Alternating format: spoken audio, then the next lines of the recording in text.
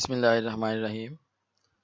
Students, आज का हमारा टॉपिक है consumer behaviour and utility maximisation. तो इस चैप्टर में मेन ये होगा कि कंज्यूमर जो है वो जब किसी भी गुड्स एंड सर्विसेज के लिए वो कंजम्पशन पैटर्न डेवलप करता है या वो अपने प्रेफरेंसेस बनाता है तो वो किन किन चीज़ों को देखता है, और उसमें जो मेन पॉइंट है वो उसकी सेटिस्फेक्शन है कि ऑल द टाइम जो कंज्यूमर है वो अपनी यूटिलिटी को या अपनी सेटिस्फेक्शन को मैक्सिमाइज करना चाह रहा होता है। तो जिस तरीके से हम सेटिस्फेक्शन को मेजर करते हैं वो उसके दो मेथड हैं, तो वो आगे हम डिटेल में जो है वो डिस्कस करेंगे। लेकिन इस चैप्टर में मेन जो पॉइंट्स हैं वो कंज्यूमर का बिहेवियर टुवर्ड्स यूटिलिटी मैक्सिमाइजेशन। उसके बाद हमारे पास दो लॉज हैं, one law of diminishing marginal utility और law of equi marginal utility.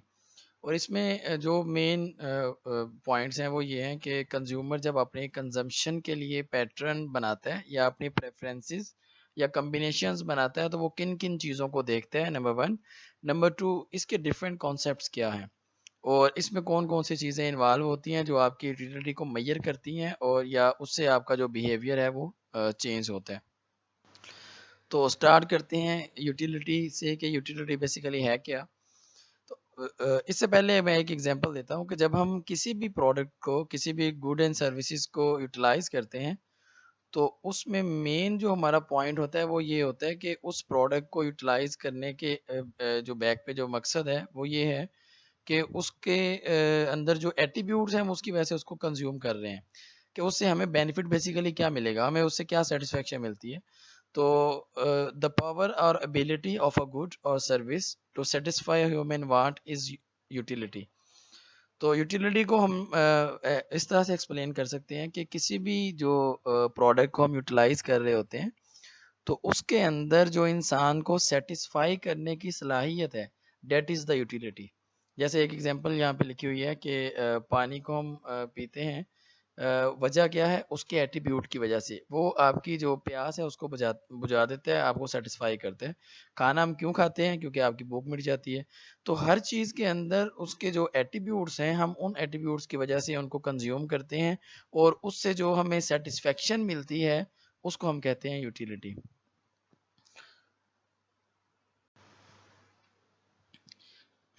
इसके डिफरेंट डिटर्मिनेंट्स हैं। Number one, intensity of want. Number two, time और weather. Number three, change in shape. Number four, different uses. इसके अलावा भी हैं इसके determinants. ये वो पॉइंट्स हैं जिससे हम यूटिलिटी को डिटरमिन करते हैं बेसिकली। जैसे किसी भी चीज़ को कंज्यूम करने की या किसी भी चीज़ को यूज़ करने की जो विश है, अगर तो वो बहुत ज़्यादा इंटेंसिव है तो उसकी यूटिलिटी भी ज़्यादा होगी, और अगर इंटेंसिव कम है तो यूटिलिटी भी कम होगी। उसके बाद टाइम और वेदर। अगर तो टाइम या वेदर चेंज होता है तो उससे यूटिलिटी भी चेंज होती है। जैसे जो है वो एयर कंडीशंस की जो एसी की जो वैल्यू है वो गर्मियों में ज़्यादा होती है, सर्दियों में कम होती है। इसी तरह से जो आपके विंटर सीजन में जो आपके स्वेटर हैं या इस तरह के जो चीज़ें हैं उनकी वैल्यू विंटर में ज़्यादा होती है। तो जैसे टाइम चेंज होता है, वेदर चेंज होता है तो यूटिलिटी चेंज हो जाती है। अब स्वेटर की जो यूटिलिटी है वो जून जुलाई में तो नहीं है यहाँ पे, तो उसकी सेटिस्फेक्शन कब है, जब हम उसको यूटिलाइज करेंगे उसके किसी एट्रीब्यूट की वजह से। तो जब हमने जून जुलाई में या गर्मियों में उसको यूटिलाइज नहीं करना तो उसमें हमारे लिए सेटिस्फेक्शन नहीं है। Change in shape. अगर किसी भी गुड की या किसी चीज़ की शेप चेंज कर दी जाए या उसमें कोई तब्दीली आती है तो उससे यूटिलिटी चेंज हो जाती है। जैसे टिम्बर की वैल्यू अलग है, लेकिन अगर उस टिम्बर से या उस वुड से हम फर्नीचर बनाएं तो उसकी यूटिलिटी डिफरेंट है, तो फर्नीचर की यूटिलिटी डेफिनेटली ज़्यादा है। इस तरह अगर किसी एक प्रोडक्ट के जो है वो यूजेस एक से ज़्यादा है तो उसका वो यूज़ जो ज़्यादा इम्पोर्टेंट है उसके अंदर उसकी जो हमारी सेटिस्फेक्शन है वो ज़्यादा होगी, और जो उसका यूजेस ज़्यादा इम्पोर्टेंट नहीं है तो उसमें उसकी यूटिलिटी जो है वो कम होगी। तो ये इसके डिटर्मिनेंट्स थे कि डिपेंड करता है कि आपकी किसी भी चीज़ को यूज़ करने की जो इंटेंसिटी है उसका लेवल क्या है। टाइम और वेदर मैटर करता है। उसके बाद अगर उसकी शेप चेंज हो जाती है गुड की तो वो मैटर करती है। फिर उसके बाद अगर किसी भी प्रोडक्ट का जो एक से ज़्यादा इस्तेमाल है तो उसका ये हमने देखना है कि ज़्यादा इम्पोर्टेंट जो यूज़ है वो कौन सा है, उसके लिए यूटिलिटी ज़्यादा होगी, अदरवाइज यूटिलिटी जो है वो डिक्लाइन करेगी। उसके बाद इसके डिफरेंट एस्पेक्ट्स हैं तो या कॉन्सेप्ट्स हैं इसके। Number one, initial utility, total utility और मार्जिनल यूटिलिटी। इनिशियल यूटिलिटी ये है कि जब हम किसी भी कमोडिटी को कंज्यूम करना स्टार्ट करते हैं तो वेरी फर्स्ट जो उसका यूनिट होगा उससे जो सेटिस्फेक्शन मिलेगी उसको हम कहते हैं इनिशियल यूटिलिटी। जैसे सपोज अगर हम एप्पल की एग्जांपल लें कि एप्पल की अगर हम 5 यूनिट्स जो हैं वो कंज्यूम करना चाह रहे हैं या हमारे पास 5 यूनिट्स हैं उसके, तो उसका जब पहला यूनिट हम कंज्यूम करेंगे तो जितनी सेटिस्फेक्शन हमें पहले यूनिट से मिलेगी उसको हम कहेंगे कि ये इनिशियल यूटिलिटी है। अब जो उसके बाद सेकंड कॉन्सेप्ट है टोटल यूटिलिटी। अगर मैंने ये कहा कि 5 हमारे पास यूनिट्स थे सेब के या एप्पल के, उन पांचों यूनिट्स को कंज्यूम करने के बाद हर यूनिट से इंडिविजुअल जो हमें सेटिस्फेक्शन मिलेगी, जो यूटिलिटी मिलेगी, जब हम उसको ऐड करेंगे तो ऐड अप करने के बाद जो नंबर आएगा वो बेसिकली टोटल यूटिलिटी है। जैसे यहाँ पे एग्जांपल दी हुई है या यहाँ पे जो लिखा हुआ है ये मैं एक दफ़ा बता देता हूँ। The utility which is attained from the use of specific number of units of a commodity is called total utility. For example, if a person eats 2 apples while the utility of first apple is 6 and 4 of the second, total utility will be 10. Marginal utility. Marginal utility का concept basically initial के साथ मिलता जुलता है, लेकिन यहाँ पे जब हम मार्जिनल की बात करते हैं तो इसका मतलब ये होता है कि जब हम किसी भी यूनिट को कंज्यूम करेंगे, तो अब मैं इंडिविजुअल यूनिट्स की बात कर रहा हूँ। सपोज मैं वही पहले वाले एग्जांपल अगर दूँ, तो हमारे पास अगर 5 यूनिट्स थे एप्पल के, तो अगर हर इंडिविजुअल यूनिट की मैं यूटिलिटी अलग से मैयर करूँ तो वो हर यूनिट की जो यूटिलिटी है वो बेसिकली मार्जिनल यूटिलिटी है। तो यहाँ हम ये भी कह सकते हैं by using an extra unit of a commodity the change in the total utility is marginal utility. जैसे मैंने 5 यूनिट की अगर एग्जांपल दी है, तो फर्स्ट यूनिट को कंज्यूम करने से अगर यूटिलिटी को जो हमें मिलेगी वो सपोज 10 है, तो अगर मैं सेकेंड यूनिट को कंज्यूम करूं तो उससे जो यूटिलिटी मिली है वो सपोज 8 है, तो टोटल 18 हो गई है। अब जो सेकंड यूनिट की जो इंडिविजुअल यूटिलिटी है वो बेसिकली मार्जिनल है। तो अगर मैं यही कहूँ कि एक जब हमने एक्स्ट्रा यूनिट कंज्यूम किया सेकंड यूनिट तो उसकी यूटिलिटी 8 थी, तो मैंने ये कहा था कि अगर हम एक एक्स्ट्रा यूनिट को कंज्यूम करते हैं तो उसकी वजह से टोटल यूटिलिटी में जो चेंज आता है दैट इज मार्जिनल यूटिलिटी। अब टोटल में चेंज कितना आया, 10 से 18 हो गया, तो वो जो 8 था वो बेसिकली मार्जिनल यूटिलिटी था। Utility of the last unit of a commodity consumed is called marginal utility. Separate utility of every unit is called marginal utility. मतलब इंडिविजुअल जो यूनिट्स को हम मेजर कर रहे हैं तो वो मार्जिनल यूटिलिटी में आता है। लेकिन यहाँ पे एक क्वेश्चन है कि यूटिलिटी को बेसिकली ये जो मैं नंबर असाइन कर रहा हूँ ये किस बेस पे असाइन कर रहा हूँ। तो यहाँ पे दो छोटे छोटे कॉन्सेप्ट थे कि यूटिलिटी को दो तरीके से मेजर किया जाता है। नंबर वन जो था वो मार्शल ने दिया था कि जब मार्शल ने ये कहा था utility is measurable in numbers, कि जब हम सेटिस्फेक्शन को, जब हम यूटिलिटी को मेजर करते हैं नंबर्स में, जब हम कोई भी नंबर असाइन करते हैं कि मैंने एक बाइट लिया और उसको मैंने नंबर असाइन कर दिया कि मुझे जो इससे सेटिस्फेक्शन मिली है या इससे मेरा जो टेस्ट डेवलप हुआ है वो बेसिकली 10 है, और इसके बाद मैं सेकंड बाइट लूँ, मैं उसको कहता हूँ कि इसका इससे जो मुझे सेटिस्फेक्शन मिल रही है वो 8 है। तो इस तरह से अब ये 10 से 8 और उसके बाद फिर 6। पहला पॉइंट ये कि मार्शल ने कहा था कि यूटिलिटी को नंबर्स में मेजर किया जा सकता है, हम कोई नंबर असाइन कर सकते हैं उसकी सेटिस्फेक्शन को मेजर करने के लिए। नंबर टू, जो हिग्स था उसने ये कहा था कि utility is not measurable in numbers because उसका पॉइंट ऑफ व्यू ये था कि यूटिलिटी को नंबर्स में इसलिए मेजर नहीं किया जा सकता कि बहुत सी जो चीज़ें ऐसी हैं जो, या बहुत सी हमारी जो जिन गुड्स को कंज्यूम करने से जो सेटिस्फेक्शन मिलती है वो मेजरेबल नहीं होती। जैसे मैं लव की बात करूं कि मैं पेरेंट्स से लव करता हूं कितना, 10 20 30, ये नंबर्स में मेजरेबल नहीं है। तो इसलिए हिक्स ने ये कहा था कि यूटिलिटी नंबर्स में मेजरेबल नहीं है। सो यूटिलिटी को मेजर करने के लिए किसी और चीज़ की ज़रूरत है, प्रेफरेंसेस हम बना सकते हैं। जैसे मैं यहाँ पे एग्जांपल दूँ कि हिक्स के पॉइंट ऑफ व्यू से अगर मैं बात करूं तो प्रेफरेंसेस सेट की जा सकती हैं कि सबसे ज़्यादा प्यार पेरेंट्स से है, फिर बहन भाइयों से है, फिर रिलेटिव से है, तो इस तरह से फिर फ्रेंड से है। तो ये प्रेफरेंसेस डेवलप हम कर सकते हैं, लेकिन हिक्स ने ये कहा था कि हम नंबर्स असाइन नहीं कर सकते। तो बहरहाल यहाँ पे दो जो पॉइंट ऑफ व्यू हैं जो डिफरेंट हैं दोनों। एक मार्शल का है जिसमें नंबर्स में मेजर किया जा सकता है, तो उसका यूनिट होगा यूटिल, और दूसरा है हिक्स का जिसके अकॉर्डिंगली यूटिलिटी जो है वो नंबर्स में मेजरेबल नहीं है। नेक्स्ट है पॉजिटिव यूटिलिटी, फिर ज़ीरो यूटिलिटी और फिर नेगेटिव यूटिलिटी। अब पॉजिटिव यूटिलिटी बेसिकली क्या है कि जब हम किसी भी प्रोडक्ट को या किसी भी कमोडिटी के डिफरेंट यूनिट्स को कंज्यूम कर रहे होते हैं, तो जब तक आपकी जो यूटिलिटी है वो ज़ीरो नहीं होती, ज़ीरो से पहले पहले जो है वो मार्जिनल यूटिलिटी बेसिकली पॉजिटिव होती है। जैसे मैंने एग्जांपल दी कि 5 एप्पल के यूनिट अगर हम कंज्यूम करें तो पहले से यूटिलिटी मिलेगी 10, दूसरे से 8, तीसरे से 4, चौथे से 2, पांचवें से 0, और अगर उसके बाद भी कंज्यूम करें सपोज तो यूटिलिटी मिलती है -2। अब 0 से ऊपर ऊपर जितनी मैंने काउंट की है ये पॉजिटिव यूटिलिटी है, कि जब तक आपकी मार्जिनल यूटिलिटी पॉजिटिव है, नंबर 1, या इसको हम ये भी कह सकते हैं when total utility increases with the increase in the consumption of a commodity, कि जब हम किसी भी जो कमोडिटी है उसके यूनिट्स को कंज्यूम करते हैं तो टोटल यूटिलिटी इंक्रीज करती जाए। वो डेफिनेटली तभी इंक्रीज करेगी जब सारे नंबर्स पॉजिटिव हैं। जब नेगेटिव नंबर आएगा तो वो डिक्लाइन करना शुरू हो जाएगी। And marginal utility is not zero and then utility is positive. तो वो जीरो से पहले जो भी टोटल यूटिलिटी है वो सारी की सारी पॉजिटिव है, उसके बाद जीरो यूटिलिटी। अब बेसिकली जीरो यूटिलिटी का मतलब ये है कि ये एक ऐसा पॉइंट है कि इसको सादा लफ्ज़ों में हम ये कह सकते हैं when there is no more desire of any unit of a commodity, कि जब आपकी जो डिजायर है वो फुली कंप्लीट हो जाती है।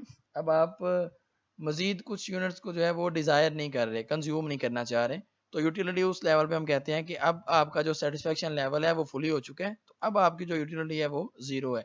या इसको हम ये भी कहते हैं पॉइंट ऑफ सेटिटी, कि जब आप फुली किसी भी चीज से जो है वो सेर हो जाते हैं। तो when desire of a good is fully satisfied and consumer has no desire to consume further unit, then utility is zero. This will be consumer's point of satiety. नुक्ता सेरी इसको कहते हैं कि जब आपका फुली जो है वो लेवल अचीव हो जाता है, उसके बाद आपकी मज़ीद डिज़ायर नहीं रहती उस प्रोडक्ट को कंज्यूम करने के लिए या उस गुड को कंज्यूम करने के लिए। नेक्स्ट है negative utility. When utility of a commodity is zero, but consumer consumes further units of it, then utility becomes negative. Total utility decreases in case of negative utility. तो मैंने पहले example दी कि जब हमने जीरो के बाद -2 utility की, तो उसका मतलब है कि अगर टोटल नंबर जीरो से पहले जो भी था, जब मैं उसमें -2 का एडिशन करूंगा तो वो अल्टीमेटली उसका जो टोटल नंबर है वो डिक्लाइन करेगा। तो जब नेगेटिव यूटिलिटी होगी, एक तो ये वाला पॉइंट तब आएगा पॉइंट ऑफ सैटिस्फैक्शन के बाद, कि आपकी जीरो यूटिलिटी अचीव कर ली आपने। जब आप जीरो यूटिलिटी अटेन कर लेते हैं, उसके बाद अगर आप किसी भी प्रोडक्ट को यूटिलाइज करते हैं तो उससे यूटिलिटी जो है वो नेगेटिव आती है। जैसे हम अक्सर कहते हैं ना कि पेट तो भर जाता है लेकिन आंखें नहीं भरती, तो ये बेसिकली वो पॉइंट है कि जब पेट जो है वो भर चुके हैं, फुली सेटिस्फाई हो चुके हैं, लेकिन विदाउट एनी रीजन या हम जो है उसको कंज्यूम करते जा रहे हैं, तो उससे फिर क्या होता है कि जो आपका वो जिया ज्यादा बढ़ जाता है, उसके बाद दोबारा उस कमोडिटी को कंज्यूम करने को दिल नहीं करता। तो ये तीन कॉन्सेप्ट थे, पॉजिटिव यूटिलिटी, जीरो यूटिलिटी और नेगेटिव यूटिलिटी। इससे पहले हमने तीन डिस्कस किए हैं, टोटल यूटिलिटी, इनिशियल यूटिलिटी और marginal utility. Let's move to the next slide. अब हम आते हैं कि ये जो डिफरेंट इसके एस्पेक्ट्स थे वो हमने डिस्कस कर लिए। अब हम आते हैं कि ये जो यूटिलिटी है इसका ट्रेंड क्या होता है बेसिकली, क्योंकि इसके ट्रेंड का एक थ्योरी है। ये ऐसा नहीं है कि बगैर किसी लॉजिक के है। जब हम किसी भी प्रोडक्ट को कंज्यूम करना स्टार्ट करते हैं तो इनिशियल लेवल पे जो हमें यूटिलिटी मिलती है वो ज़्यादा होती है। उसके बाद जैसे ही वो लेवल डिक्लाइन करता है या हम डिफरेंट यूनिट्स को कंज्यूम करते जाते हैं तो उससे जो सेटिस्फेक्शन है वो डिक्लाइन करना शुरू हो जाएगी। जैसे आपने एक सेब खाया या एक यूनिट ऑफ एप्पल जो है वो कंज्यूम किया तो सेटिस्फेक्शन ज़्यादा थी, जब उसके बाद एक और खाया तो सेटिस्फेक्शन कम हुई है, यानी कि आपका जो टेस्ट है ना या मज़ा जिसको हम कहते हैं वो कम होना शुरू हो जाता है। तो जैसे जैसे वो कम होता है तो हम ये कहते हैं कि ये एक लॉ है बेसिकली, कि जब भी आप किसी भी कमोडिटी के डिफरेंट यूनिट्स को कंज्यूम करेंगे तो आपका जो टेस्ट है, आपकी जो मार्जिनल यूटिलिटी है वो डिक्लाइन करेगी। तो ये वाला जो लॉ था ये बेसिकली मार्शल ने जो है वो प्रेजेंट किया था। तो ये सिंपल जो है वो थ्योरी है या एक सिंपल सा लॉ है किसी भी चीज़ को कंज्यूम करने का। तो इसको डिटेल में देखते हैं कि ये बेसिकली किस तरह से हम इसको डिफाइन कर सकते हैं। With continuous use of any good और service its marginal utility decreases continuously if other things remain the same. अब यहाँ तक मैंने जो पहली दो लाइनें थी वहाँ पे मैंने कहा कि जैसे ही आप किसी भी प्रोडक्ट को कंज्यूम करते जाएंगे तो यूटिलिटी डिक्लाइन करती जाएगी, लेकिन साथ ही मैंने एक कंडीशन लगाई है, if other things remain the same और if other things remain the constant, या इकोनॉमिक्स में इसको कहते हैं सिट्रस पेरिबस, जिसका मतलब ये होता है कि कुछ ना हम चीज़ें अज्यूम करते हैं, जैसे हमने चैप्टर 2 में पढ़ा था what is the role of assumptions. तो अजम्पशंस को हमने डिफाइन ऐसे किया था कि आपके जो कम्प्लेक्स केसेस हैं उनको सिंप्लीफाई करने के लिए हम चीज़ों को एज्यूम करते हैं और उसकी बेस पे फिर हम थ्योरी को टेस्ट करते हैं। अब यहाँ पे जो मैंने अजम्पशन लगाई है ये हम आगे डिस्कस करते हैं कि ये कौन कौन सी अजम्पशंस हैं जिसकी बेस पे ये लॉ जो है वो एप्लीकेबल है, अदरवाइज ये ट्रू एप्लीकेबल नहीं होता। तो जो मार्शल ने इसको डिफाइन किया था उसने ये कहा था द एडिशनल बेनिफिट्स, जो आपकी एक्स्ट्रा जो आपकी सेटिस्फेक्शन है विच अ पर्सन डिराइव्स, जो कि एक पर्सन ले रहा होता है from an increase of his stock, किसी भी जो कि उसके स्टॉक के बढ़ने की वजह से उसको मिलता है। कोई भी पर्सन जो बेनिफिट या कोई सेटिस्फेक्शन लेवल अचीव करते हैं किस तरह से, किसी भी गुड के स्टॉक को बढ़ाने की वजह से, जैसे कमोडिटी के वो यूनिट्स को ज्यादा करता जा रहा है तो उसका एडिशनल बेनिफिट उसको मिलता जाएगा। आगे वो कह रहा है diminishes with every increase in the stock that he already has, कि जैसे जैसे उसके स्टॉक में इजाफा होता जाएगा और उसकी जो सेटिस्फेक्शन है वो डिक्लाइन करती जाएगी, लेकिन ये कंडीशनल है, जैसे हमने कहा कि अदर थिंग्स रिमेन कांस्टेंट। तो अब हम ये देखते हैं इसकी कंजम्पशंस क्या हैं, इसकी सॉरी अजम्पशंस क्या हैं। Number one, continuous consumption. तो इनकी डिटेल मैंने लिखी नहीं है यहाँ पे, लेकिन मैं ये साथ साथ बता देता हूँ।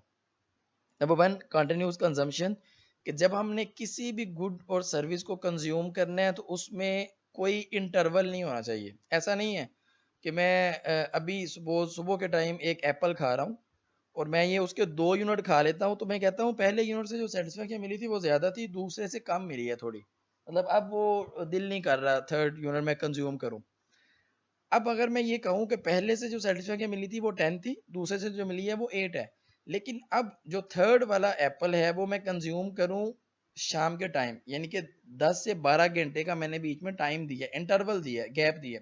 इससे क्या होगा, इससे ये होगा कि जब मैं दोबारा से वो थर्ड यूनिट कंज्यूम करूंगा तो इट मे पॉसिबल कि मेरी जो सेटिस्फेक्शन है वो वहां से स्टार्ट हो जहां से सुबह स्टार्ट हुई थी, तो 10 से। तो इस वजह से अब ये गैप के आने की वजह से आपका जो वो एक इंटरवल था उसकी वजह से क्या हुआ है कि आपका जो यूटिलिटी लेवल था वो डिक्लाइन करने की बजाय दोबारा उसी लेवल पे आ गया, हो सकता है इंक्रीज भी कर जाए। उसके बाद नेक्स्ट है सेकंड, सूटेबल यूनिट, कि जब हम किसी भी प्रोडक्ट को यूटिलाइज करें किसी भी यूनिट को तो उसके जो यूनिट्स हैं वो सूटेबल होने चाहिए। जैसे मैं एक एग्जांपल से ये बात क्लियर करता हूँ कि अगर मैं जूस की एग्जांपल लूँ और मैं ये कहूँ कि आपने जूस को जो है वो लेना है लेकिन स्पून के साथ, तो क्या आप हर स्पून के बाद सेटिस्फेक्शन को मेजर कर पाएंगे? मुश्किल है, मतलब वो उसका जो सूटेबल यूनिट नहीं है। अब इसका जो ये एक्सट्रीम केस है कि आप जूस पी रहे हैं और आप स्पून के साथ पी रहे हैं, कि आपने पहले स्पून के ऊपर उसको मेजर कर लिया कि 10 सेटिस्फेक्शन है, दूसरे पे पता ही नहीं चल रहा कितनी है। अब ये सूटेबल यूनिट का होना ज़रूरी है। जैसे एक दूसरी एग्जांपल है कि अगर मैं ये कहूँ कि आपने जूस का 1 यूनिट लेना है और आपने मुझे सेटिस्फेक्शन लेवल बताना है और वो जो जूस का यूनिट है वो जग है, तो ये भी सूटेबल नहीं है। स्पून और जग जो है वो both are not the suitable units for juice. तो यहाँ पे जो सूटेबल यूनिट है बेसिकली वो क्या होगा, ग्लास। कि जो भी आप यूनिट कंज्यूम करें वो सूटेबल हो, ताकि आप उसकी सेटिस्फेक्शन को मेजर कर पाएं। Number 3, homogeneous goods. जिन गुड्स को या जिस कमोडिटी को हम यूटिलाइज कर रहे हैं उसके जो यूनिट्स हैं वो सारे एक ही नेचर के होने जरूरी हैं। अगर उनके नेचर चेंज होगी तो डेफिनेटली यूटिलिटी भी चेंज हो जाएगी। जैसे मैं एक एग्जांपल दूं कि अगर मैं जो है वो मैंगो की एग्जांपल दूं कि एक पर्सन मैंगो खा रहा है और जो मैंगो वो यूज़ कर रहा था उसका टेस्ट इतना अच्छा नहीं था, वो इन्फीरियर क्वालिटी का था। अब उसके साथ ही अगर 2-3 यूनिट यूज़ करने के बाद उसको एक ऐसा वो यूनिट वो लेता है जो जैसे चौंसा में आम होता है, उसके खाने के बाद उसका जो टेस्ट होगा वो डिक्लाइन करने की बजाय इंक्रीज कर जाएगा। तो इसलिए ये ज़रूरी है कि जब आप यूनिट्स को कंज्यूम करें तो उसमें इंफीरियर और सुपीरियर वाला एलिमेंट नहीं होना चाहिए, सारे के सारे यूनिट सेम नेचर के होने चाहिए। क्योंकि अगर आप इंफीरियर को यूटिलाइज करेंगे तो यूटिलिटी कम मिलेगी, उसके बाद सुपीरियर को यूटिलाइज करेंगे तो यूटिलिटी एकदम से जो है वो कम होने की बजाय इंक्रीज करेगी। और ला हम ये पढ़ रहे हैं कि यूटिलिटी जो है वो डिक्लाइन करती है, डायमिनिश करती है, law of diminishing marginal utility. उसके बाद नेक्स्ट है नो चेंज इन इनकम, कि जो कंज्यूमर की इनकम है वो चेंज नहीं होनी चाहिए। अगर कंज्यूमर की इनकम चेंज होगी तो वो डेफिनेटली जिस लेवल पे किसी भी प्रोडक्ट को कंज्यूम कर रहा होता है वो उससे बेहतर लेवल पे जा सकता है। और अगर वो इन्फीरियर से या नॉर्मल से सुपीरियर की तरफ जाता है तो डेफिनेटली उसकी जो यूटिलिटी है वो इंक्रीज कर जाएगी, डिक्लाइन नहीं करेगी, तो लॉ एप्लीकेबल नहीं होगा। इसलिए हमने ये एज्यूम किया है कि आपने कंजम्पशन कंटिन्यूस करनी है, यूनिट्स आपके सूटेबल हों और यूनिट्स सेम नेचर के हों, और उसके बाद आपकी जो कंज्यूमर की इनकम है वो चेंज नहीं होनी चाहिए। उसके बाद है नेक्स्ट पॉइंट, द टेस्ट और fashion should not be changed. कि आपका जो टेस्ट है वो चेंज नहीं, अगर टेस्ट चेंज हो जाएगा तो डेफिनेटली आप जिस प्रोडक्ट को जिस कमोडिटी के डिफरेंट यूनिट्स कंज्यूम कर रहे हैं उससे जो सेटिस्फेक्शन आप डिराइव करेंगे वो डिक्लाइन होती जाएगी, या उसको उसके आप चेंज करेंगे तो आपका एकदम से जो यूटिलिटी लेवल है वो इंक्रीज करना शुरू हो जाएगा। No change in mental condition of consumer, ये बड़ा इंपॉर्टेंट पॉइंट है कि इसको मैं एक एग्जांपल से बताता हूँ। सपोज एक पर्सन है जो जो है वो एप्पल जो है वो कंज्यूम कर रहे हैं, तो वो अपने सेटिस्फेक्शन को मेजर कर रहा है, लेकिन अचानक उसको याद आता है कि मुझे डॉक्टर ने ये कहा था अगर आप एप्पल ज़्यादा कंज्यूम करेंगे तो आपको ये वाले जो विटामिन्स हैं या ये वाली जो एनर्जी है वो मिलेगी, तो उससे आपकी जो बीमारी है उसमें कमी आएगी। तो उससे क्या होगा, उसकी सेटिस्फेक्शन डिक्लाइन करने की बजाय इंक्रीज करना शुरू हो जाएगी। तो इसलिए ये ज़रूरी है कि जो कंज्यूमर की मेंटल स्टेट है वो चेंज नहीं होनी चाहिए। जब वो चेंज होगी तो आपका यूटिलिटी जो लेवल है वो सारे का सारा, या वो जो एक स्ट्रक्चर है या वो जो सीक्वेंस है वो उस तरह से डेवलप नहीं होगा, वो चेंज हो जाएगा। तो इसलिए ये ज़रूरी है कि आपका ये जो कंजम्पशन, ये जो अजम्पशंस हैं 1 2 3 4 5 6, तो ये तभी आपका लॉ एप्लीकेबल है जब ये अजम्पशंस होल्ड कर रही होती हैं। नेक्स्ट करते हैं टेबल पे, और एक ये ग्राफ बनाया हुआ है। यहाँ पे हमने मील के डिफरेंट यूनिट्स लिए हुए हैं 1 2 3 4 5 6 7 8, और यहाँ पे देखें हर यूनिट की जो थर्ड कॉलम को देखें, हर यूनिट की जो यूटिलिटी गिवन है मार्जिनल यूटिलिटी, जैसे 1 के सामने 10 है तो पहला यूनिट कंज्यूम करेंगे तो आपको सेटिस्फेक्शन ज़्यादा मिल रही है। डेफिनेटली जब उसको कंटिन्यूसली कंज्यूम करते जा रहे हैं तो आपका लेवल ऑफ सेटिस्फेक्शन डिक्लाइन करता जा रहा है, 0 के बाद ये माइनस है। अब ये देखें अगर मैं जस्ट थर्ड वाला कॉलम देखूं मार्जिनल यूटिलिटी वाला, तो इसमें तीनों एग्जांपल्स हैं, पॉजिटिव 10 से 2 तक, 0 पे 0 और -2 पे नेगेटिव यूटिलिटी है। और अब ये देखें वहां पे मैंने ये बताया था कि जब टोटल यूटिलिटी डिक्लाइन करना शुरू हो जाएगी तो वो नेगेटिव बेसिकली साइन शो करेगा। जैसे ये देखें आखिरी वाला कॉलम है, आखिरी वाला रो है, सेकंड वाला कॉलम है, 30 के बाद 28 हो गई है यूटिलिटी। तो सेम इसी तरह से जो है वो हमने टोटल यूटिलिटी को ऐड किया, पहला यूनिट कंज्यूम करने से जो सेटिस्फेक्शन मिली वो 10 है, दूसरे को 8 है, दोनों को ऐड करें तो 18 है। थर्ड यूनिट कंज्यूम किया तो सेटिस्फेक्शन 6 है, 6 को 18 में ऐड किया तो 24 हुआ। फोर्थ यूनिट को कंज्यूम करेंगे तो मार्जिनल यूटिलिटी 4 है, अगर इसको 24 में मैं ऐड करूंगा तो ये 28 होगा। नेक्स्ट यूनिट को कंज्यूम करने से जो मार्जिनल यूटिलिटी मिलेगी वो 2 है। इसको मैं टोटल में ऐड करूंगा तो 30 होगा, 0 को मैं 30 में ऐड करूंगा तो 30 रहेगा। उसके बाद नेक्स्ट पॉइंट पे अगर मार्जिनल यूटिलिटी -2 है, इसको मैं ऐड करूंगा तो वो 30 से -2 होके 28 आ जाएगा। तो सेम इस तरह से हमने ये ग्राफ ड्रा किया है। लेफ्ट साइड पे हमने यूनिट्स लिए हैं और मार्जिनल यूटिलिटी के यूनिट्स लिए हैं लेफ्ट साइड पे। यूटिलिटी को मेजर किया लेफ्ट आपका ये जो वाई एक्सिस पे, और एक्स एक्सिस पे हमने जो है वो यूनिट्स लिए हैं 1 2 3 4 5 6 7। अब उसके बाद 0 से नीचे अगर आप देखें एक्सिस तो -0 से नीचे आता है, इसलिए ये -2 जो है वो 0 से नीचे है। और उसके बाद बड़े सीक्वेंस के साथ हमने स्केलिंग की है 2 4 6 8 10। अब जब आपकी मार्जिनल यूटिलिटी 10 थी तो यूनिट फर्स्ट था, फर्स्ट यूनिट पे आपकी मार्जिनल यूटिलिटी 10 है। सेकंड यूनिट पे आप देखें कि मार्जिनल यूटिलिटी जो है वो 8 है, और सेम इस तरह से हमने आखिरी वाले यूनिट पे -2 है। तो ये एक हमने ड्रा किया ग्राफ जो कि आपको ये बता रहा है कि मार्जिनल यूटिलिटी जो है वो डायमिनिश कर रही है, डिक्लाइन कर रही है।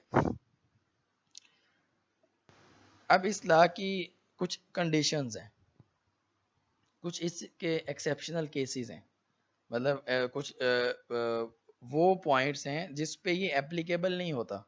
जैसे उसमें ये 3-4 मैंने मेंशन किए हुए हैं। Number 1 desire of knowledge, number 2 desire of wealth and money, number 3 use of drugs, number 4 rare articles. तो इनकी जो एक्सप्लेनेशन है वो मैं आपको यहाँ पे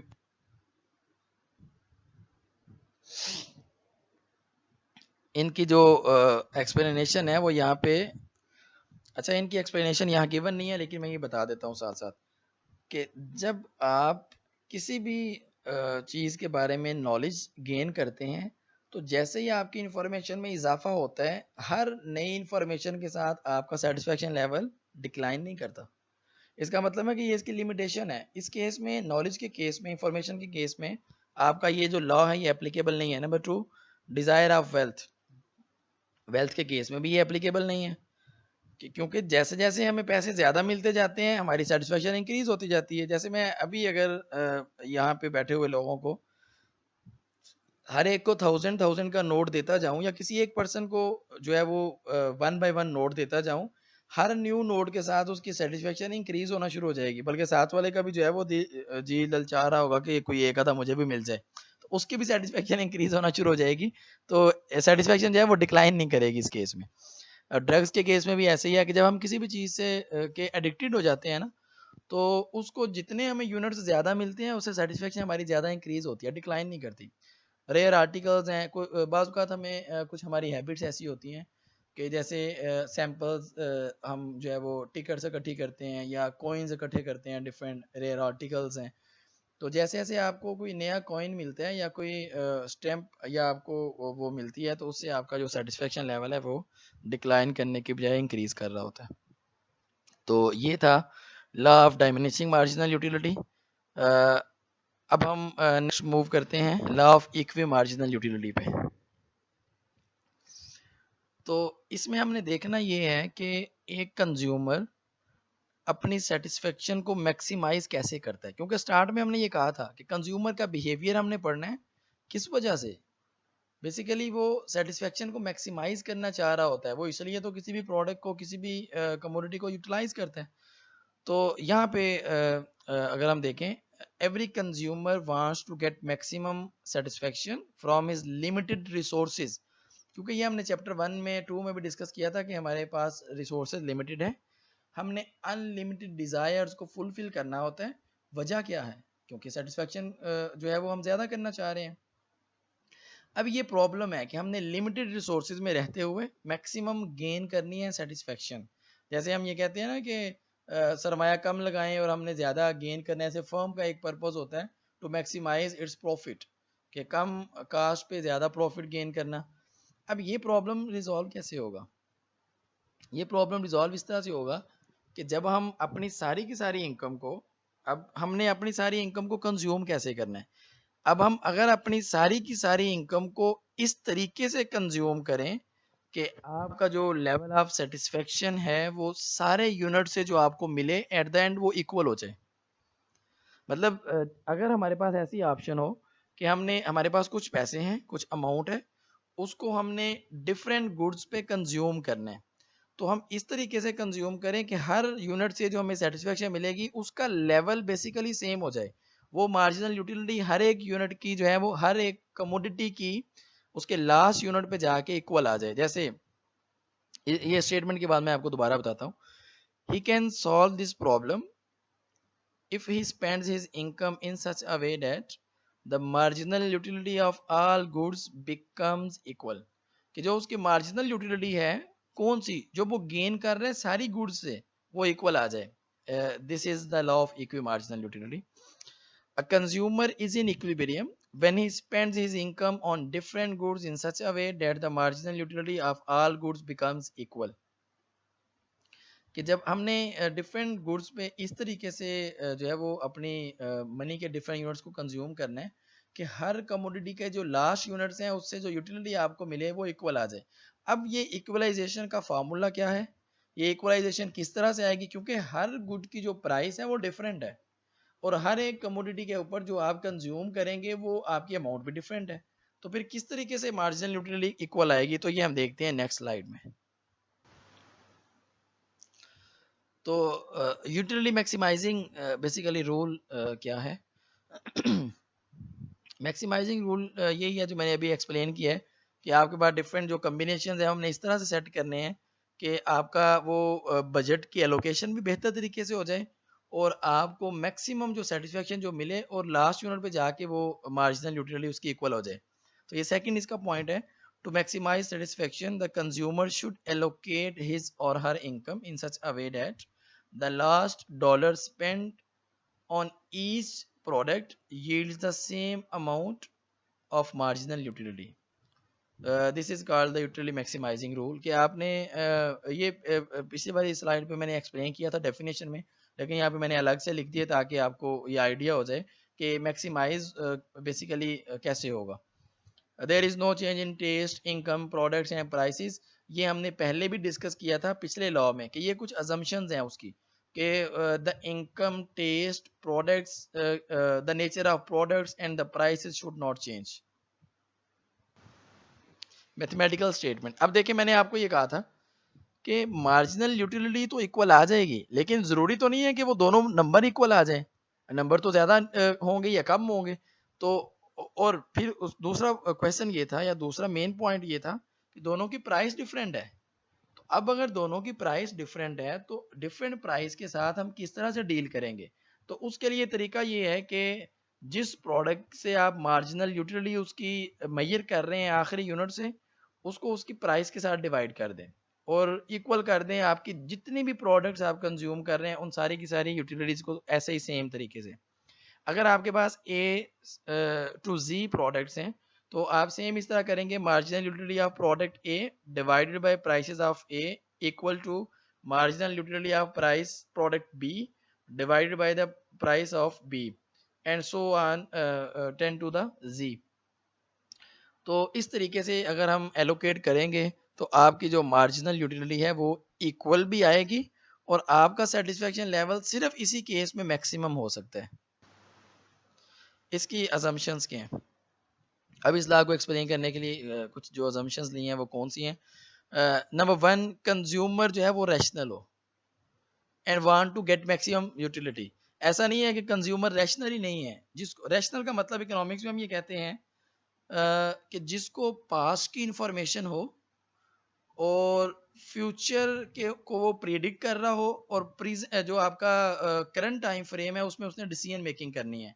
बेसिकली डिसीजन मेकिंग ऐसे पर्सन की जो पास्ट की इंफॉर्मेशन को लेते हैं, फ्यूचर को प्रिडिक्ट कर रहा होता है और प्रिडिक्ट करने के बाद वो अपने जो प्रेजेंट टाइम है या वो करंट टाइम फ्रेम में डिसीजन मेकिंग करता है, तो वो रैशनल पर्सन होते हैं। और रैशनल पर्सन को दूसरे साथ में ये भी कहा हुआ है कि ऐसा पर्सन ना हो कि जो बॉदर ही ना करे इन चीज़ों को कि सेटिस्फेक्शन क्या है चलें जैसे भी कंजम्पशन है वो कर लें, ऐसा नहीं है।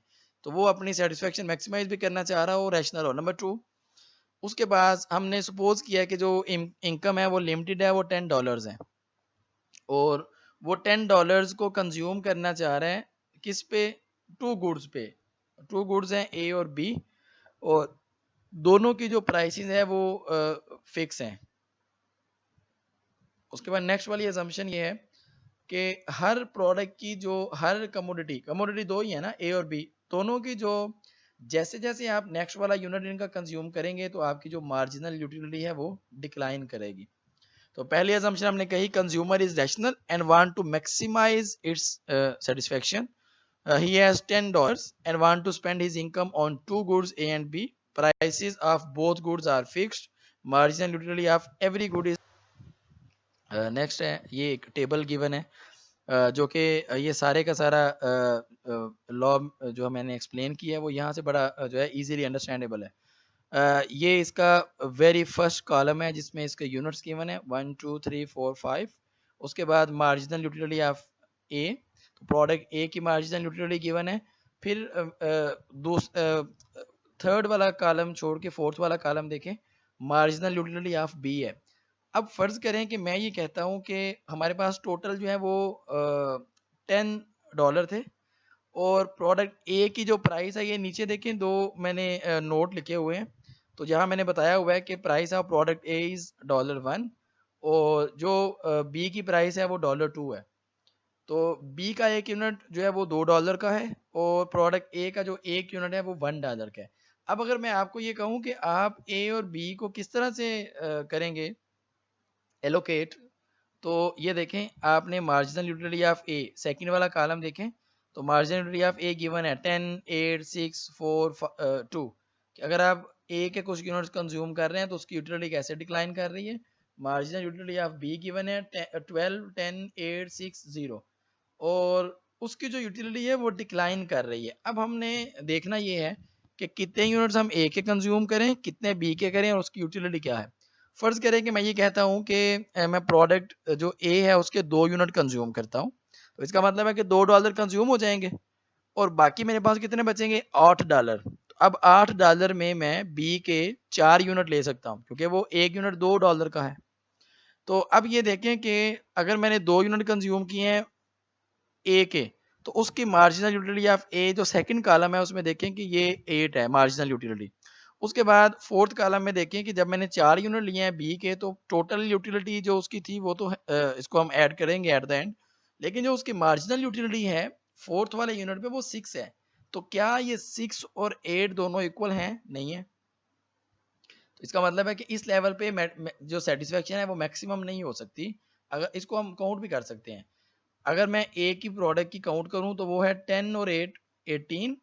अब दूसरी तरफ काउंट कर लेते हैं 12 और 10 22 22 और 8 28 30 30 और 6 36 36 ये है और उसके बाद अगर मैं इसमें 18 ऐड करूं तो कितना बन जाएगा 54।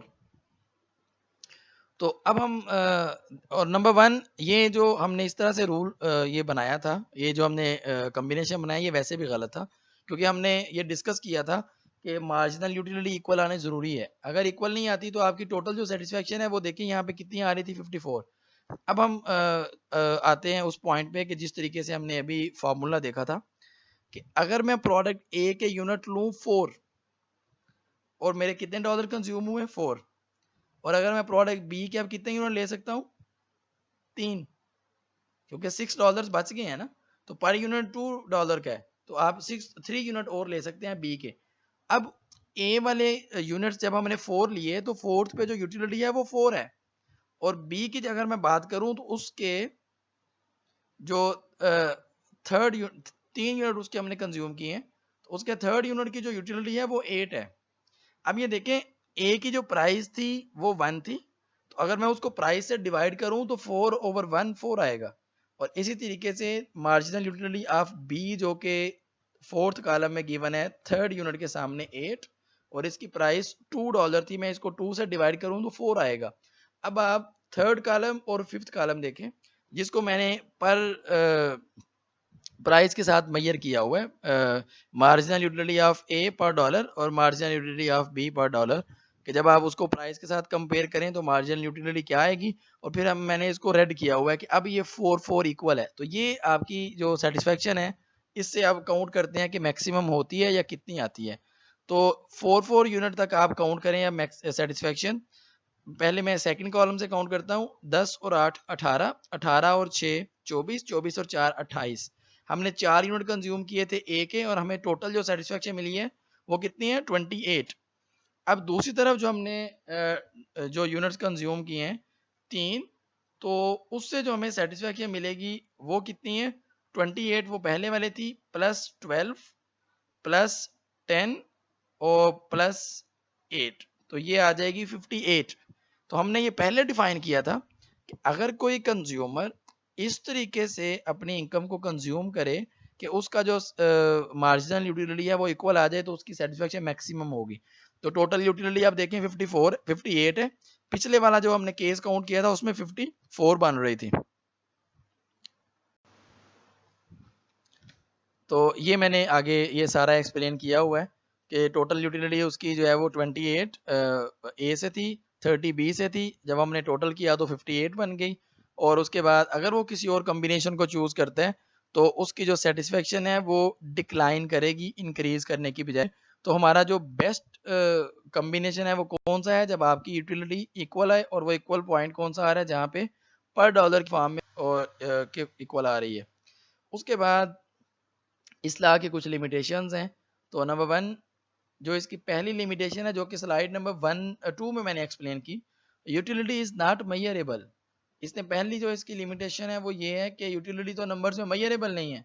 तो हम वहाँ पे जाके किस तरीके से, आप फर्ज करें मैंने प्याज लेने हैं और साथ में आलू लेने हैं, और मैं वहाँ पे बैठ के पहले ये कहूँ कि मैं 2 कॉलम ड्रा करूँ, मार्जिन यूटिलिटी प्याज की निकालूँ, फिर मार्जिन यूटिलिटी मैं आलू की निकालूँ, और फिर मैं दोनों को इक्वल करता रहूँ।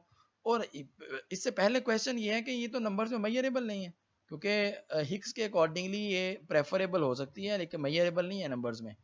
तो पहला इसके ऊपर जो क्वेश्चन मार्क है वो ये है कि यूटिलिटी जो है वो नंबर्स में मेजरेबल नहीं है। Number 2 ignorance of consumers. तो और दूसरा मैंने आपको ये एग्जांपल से बताया कि जैसे कोई भी चीज़ खरीदने के लिए आप मार्केट में जाते हैं, तो इन छोटी छोटी चीज़ों के लिए हम वहाँ पे बैठ के इस तरह से बंडल्स नहीं बना रहे होते। तो मोस्ट ऑफ द टाइम जो कंज्यूमर्स हैं वो इस चीज़ को इग्नोर करते हैं। नंबर 3, और बाज़ औक़ात हमारे जो ट्रेडिशंस हैं, हमारा जो टेस्ट है, फैशन चेंज हो जाता है।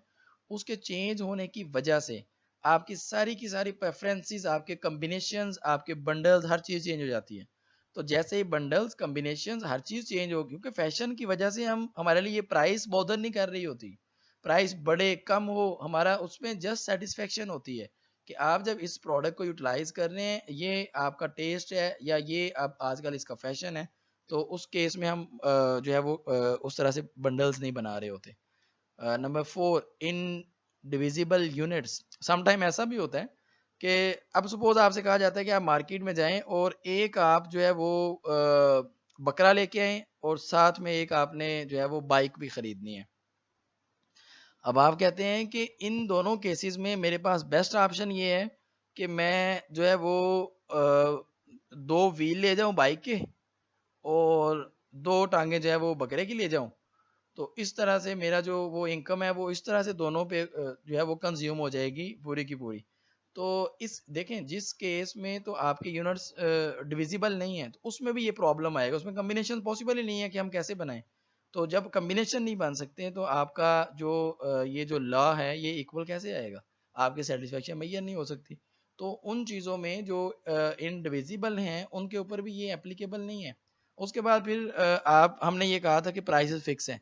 मोस्ट ऑफ द टाइम ऐसा तो नहीं होता कि आप की जो प्राइसेस फिक्स हैं, और फिर हम वो बहुत सी चीज़ों में इस चीज़ को वैसे ही इग्नोर कर रहे होते हैं। कंज्यूमर इग्नोर कर देता है इस चीज़ को कि उसकी जो प्राइस है वो थोड़ी सी ऊपर नीचे हो रही है, तो मैं कम्बिनेशन चेंज कर लूँ, प्याज इतने कर लूँ, आलू थोड़े से बढ़ा लूँ, वो सस्ते हैं। ऐसा नहीं होता मोस्ट ऑफ द केसेस। तो ये इसकी इस लॉ की लिमिटेशंस थी कि यूटिलिटी जो है वो मेजरेबल नहीं है। हम जो है वो कंज्यूमर, एज ए कंज्यूमर मैं अगर बात करूँ तो प्राइसेस को या अपनी प्रेफरेंसेस को मोस्टली हम इस तरह की चीज़ों में कम्बिनेशन बनाने में इग्नोर कर रहे होते हैं, और इंडिविजिबल यूनिट्स के ऊपर ये अप्लाई नहीं होता। अगर फैशन और टेस्ट चेंज हो जाए तो भी उसके ऊपर ये लॉ जो है वो एप्लीकेबल नहीं होता। तो उसके बाद जो नेक्स्ट वाला अब दोनों जो लॉ हमने पढ़े हैं, जो पहले वाला था उसकी मैं एक एप्लीकेशन बताता हूँ, और दूसरे वाले की भी बता देता हूँ। अब जैसे पहले वाला था कि वो अप्लाई कहाँ पे होता है, मतलब जो मेन क्वेश्चन स्टूडेंट का होता है वो यही होता है कि सर ये अप्लाई कहाँ पे होगा, इसके एप्लीकेशंस क्या हैं। तो उसकी एक दो एग्जांपल्स मैं देता हूँ कि सपोज गवर्नमेंट ने जो है वो टैक्स इम्पोज करना है, और टैक्स इम्पोज करने के लिए गवर्नमेंट किस चीज को देखती है, इसी चीज को देखती है ना, कि आपके पास जितनी इनकम है उस इनकम में आपकी सेटिस्फेक्शन कितनी है। अगर आपकी सेटिस्फेक्शन ज्यादा है तो टैक्स कम लगाया जाता है, अगर आपकी सेटिस्फेक्शन कम है तो टैक्स ज्यादा लगाया जाता है। अगर गरीब बंदे के पास 1000 का नोट हो तो उसके लिए वो ज्यादा इम्पोर्टेंट है, उसके पास उस इनकम का होना, 1000 का होना, वो उसकी वर्थ ज्यादा है। और इसी तरह से अगर 1000 एक रिच पर्सन के पास हो तो उसकी वर्थ कम है। अब गवर्नमेंट क्या करती है, जिस पर्सन के लिए उसकी वैल्यू ज्यादा है उसके ऊपर टैक्स कम इम्पोज करती है, और जिसके ऊपर उसकी वैल्यू कम है उसके ऊपर गवर्नमेंट जो है वो टैक्स ज्यादा इम्पोज कर रही होती है। तो क्योंकि जैसे जैसे आपके पास इनकम ज्यादा आती जाती है, लेवल उसका अगरचे आपकी सेटिस्फेक्शन इंक्रीज होती है लेकिन उसकी वर्थ उतनी नहीं रहती, उसकी वैल्यू उतनी नहीं रहती। आप उसकी कंजम्पशन से अंदाजा लगा सकते हैं कि एक गरीब आदमी पैसों को किस तरीके से सोच सोच के कंज्यूम करता है और एक जो रिच पर्सन है वो कैसे कंज्यूम करता है। तो ये जो है वो इस तरह से इसकी कुछ एग्जांपल्स हैं जिसमें ये लॉ जो है वो एप्लीकेबल है। इसके अलावा अगर आपका कोई क्वेश्चन हो, जो चीज़ें हमने डिस्कस की हैं, तो आप मुझे जो है वो ईमेल कर सकते हैं, या मुझे आप जो है वो व्हाट्सएप के थ्रू जो है वो कांटेक्ट कर सकते हैं। तो जो आपके पॉइंट्स जो हैं वो क्लियर नहीं है वो मैं आपको गाइड भी कर दूंगा।